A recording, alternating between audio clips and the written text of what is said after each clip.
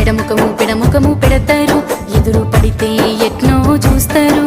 ఇంటి ఆడబిడ్డలమైనందుకు పెట్టు పోతలకు కొట్లాడినందుక ఎప్పుడో అయినా గొడవకు ఇంత కోపాలు తాపాలు ఎందుకు? కన్న ఊరును మరువక వస్తిమి, మీకు కలిగింది పెట్టిన తింటిమి.